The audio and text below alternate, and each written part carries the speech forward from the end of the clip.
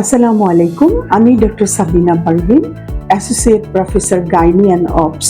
আমি AMZ হাসপাতালে শুক্রবার ছাড়া প্রতিদিনই 4টা থেকে এখানে আমি রোগী দেখি।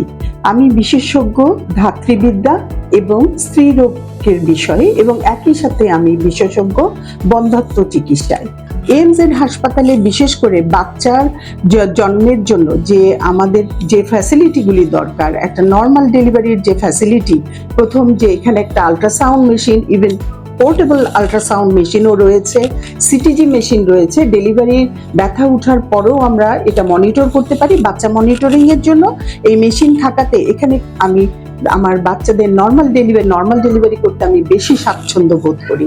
এখানে নর্মাল ডেলিভারির পর বাচ্চার কোনো সমস্যা যাতে না হয় তার জন্য NICU সাপোর্ট থাকাতে আমার জন্য শিশু ডাক্তার সারাক্ষণ, আমার রাউন্ড দ্য ক্লক 24 ঘন্টা আমরা শিশু ডাক্তার পাচ্ছি।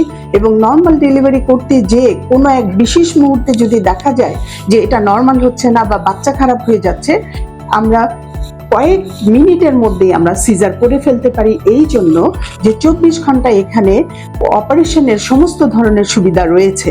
এখানে আমরা operation theatre round the clock খোলা থাকে এবং অ্যানেস্থেসিয়ার ডাক্তার 24 ঘন্টা এখানে অ্যাভেলেবল, যার জন্য এই হাসপাতালে আমি নর্মাল ডেলিভারি করে অত্যন্ত স্বাচ্ছন্দ্য বোধ করি। এবং আমি নর্মাল ডেলিভারিকে বেশি পছন্দ করি এই জন্য যে একটি মেয়ের নর্মাল ডেলিভারি হলে তার স্বাভাবিক কাজকর্মে সে সহজেই ফিরে যেতে পারে। আমি আমার এন্টিনেটাল চেকআপে আমি আমার মেয়েদেরকে সবসময় আমি তাদের খাদ্যাভ্যাস সম্বন্ধে বিশেষভাবে আমি তাদেরকে উপদেশ দিয়ে থাকি এবং আমি ওষুধের চেয়ে খাবারের প্রতি তাদেরকে, জীবনযাত্রার পদ্ধতিগুলি তাদেরকে আমি বিশেষভাবে বলি। এই জন্য বলি যে তাদের যাতে নর্মাল ডেলিভারি নিতে কোনো সমস্যা না হয় এবং রক্তশূন্যতায় তারা না ভুগে। রক্তশূন্যতার কারণে ডেলিভারির পর কিছু কিছু মেয়েদের রক্তক্ষরণ হতে পারে। এই রক্তক্ষরণের সমস্যাগুলি যাতে না হয় সেই জন্য আমি 3 মাসের পর থেকে প্রতিদিন মেয়েদেরকে আমি আয়রন একটি করে খেতে বলি, এমনকি তাদের ডেলিভারির পরেও 3 মাস খেতে বলি।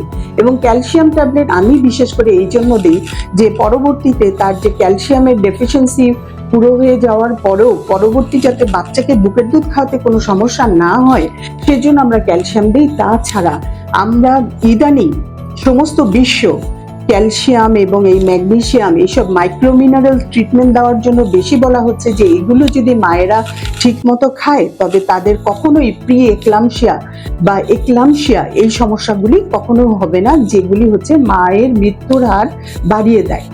এই সমস্যাগুলি যদি না হয় তাহলে একটি মেয়ে সহজেই সে তার নর্মাল ডেলিভারি আমরা অ্যালাউ করতে পারি। যদি তার কোনো কমপ্লিকেশন হয়ে যায় তখন আর আমরা নর্মাল ডেলিভারির জন্য ততটা আগ্রহী থাকি না।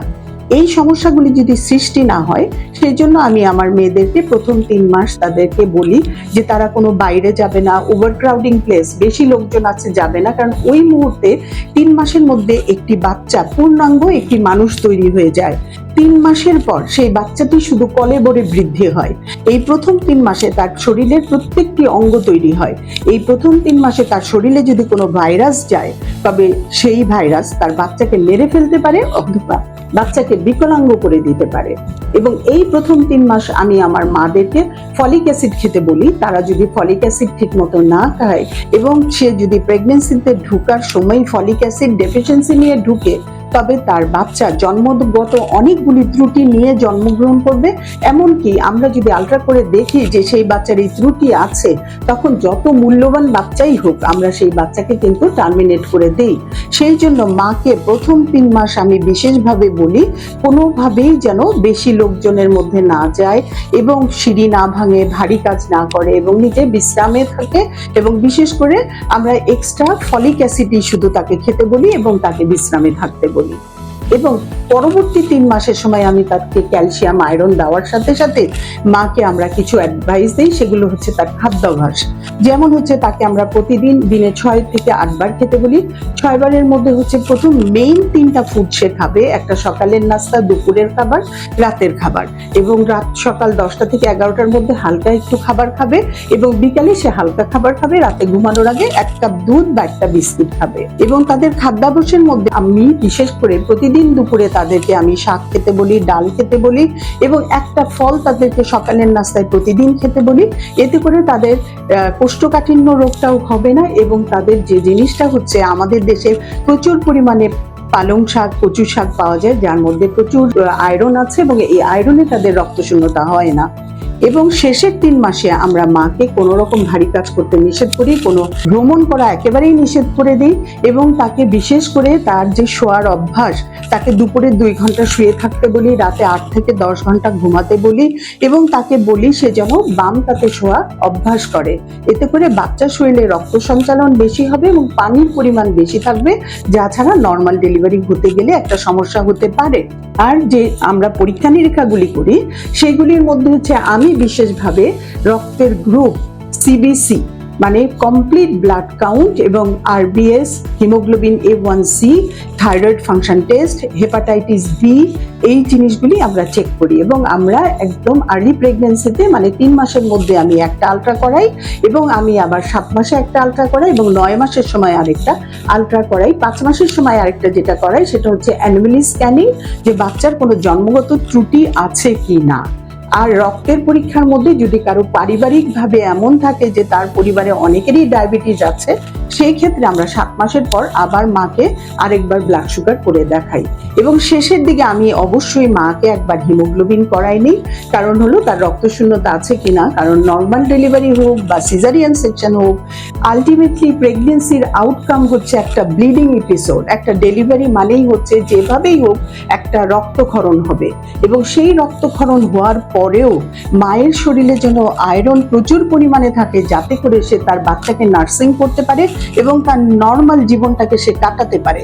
এই দিকগুলি চিন্তা করে আমি মাকে খাবারের যে অভ্যাসগুলি বলি এবং তার সাথে আমি ক্যালসিয়াম, আয়রন তাকে সাপ্লিমেন্ট দিই এবং আমি সবসময় চাই মাকে আমি সাহস দেই, মানসিকভাবে তাকে অনেক অ্যাডভাইস দেই, যেগুলো হচ্ছে যে নর্মাল ডেলিভারি হলে এইরকম ভাবে ব্যথা হবে, এই ব্যথায় ফলস পেইন বলতে কি বুঝায় তা বুঝাই দেই এবং রিয়েল পেইন কি তা বুঝিয়ে দেই এবং তাকে আমাদের 24 ঘন্টা এই এমজেড হাসপাতালে ডেলিভারি রোগী রিসিভ করার জন্য আমাদের গাইনি ডিউটি ডাক্তার আছে, যারা শুধুই গাইনি রোগী দেখে এবং একই সাথে আমাদের এখানে আলাদা সিস্টার আছে যে হচ্ছে শুধুমাত্র লেবারের পেশেন্ট দেখে এবং আমি তো 24 ঘন্টা অন কলে থাকি। এই অবস্থায় আমাদের পেশেন্টদের নর্মাল ডেলিভারি আমি এখানে করাই এবং নর্মাল ডেলিভারি হওয়ার জন্য আলাদা কোনো কিছুর প্রয়োজন নাই। আমি মনে করি একটি মেয়ে এবং তার পরিবারের সবাইকে মানসিকভাবে প্রস্তুত থাকতে হবে নর্মাল ডেলিভারির জন্য এবং নর্মাল ডেলিভারির জন্য যে জিনিসগুলি তাকে গুছিয়ে রাখতে হবে তার মধ্যে প্রথম হচ্ছে সে কোন হাসপাতালে ডেলিভারি করবে। সে যদি এমজেডে আমার কাছেই করে তবে তাকে মনে মনে ভাবতে হবে যে মাঝরাতে ব্যথা উঠলে সে কার সাথে আসবে, তার সাথে এবং সে কি কি সাথে নিয়ে আসবে এবং তাকে কোন গাড়িতে নিয়ে আসবে এখানে। এবং যেহেতু সে প্রতি মাসে এবং শেষের দিকে প্রতি সপ্তাহে সে আমাকে এমজেডে এসে চেক আপ করাবে, আমি তার কাছে অনেক পরিচিত, তার মায়ের চেয়ে আপন হয়ে যাই। এবং আরেকটা জিনিস হচ্ছে যে এই হাসপাতাল তখন তার কাছে অনেক পরিচিত। এই ব্যথার মধ্যে একটি মেয়ে কখনোই তার অপরিচিত পরিবেশে যে স্বস্তি বোধ করবে না। সেই জন্য আমি আমার পেশেন্টকে প্রথম থেকেই তাকে আমার সাথে এতটাই কাছের করে নেই যে ডেলিভারির মুহূর্তে সে যেন মনে করে আমি তার মায়ের মতো তার পাশে আছি। সেইভাবেই আমরা চেষ্টা করি। আর আমার দিক থেকে আমি একটি কথাই বলবো, আমি অনেক বছর থেকে এই বাড্ডায় প্র্যাকটিস করি। এখানে কম বেশি অনেক বাচ্চাই আমার হাতে ডেলিভারি হয়েছে, অনেক মা আমার হাতে চিকিৎসা নিচ্ছে। সবকিছুর পরে আমি আপনাদের সেবায় এখানে আছি অনেক বছর ধরে এবং আমি আপনাদের সেবা করে যেতে চাই। আমার জন্য আপনারা দোয়া করবেন। আসসালামু আলাইকুম।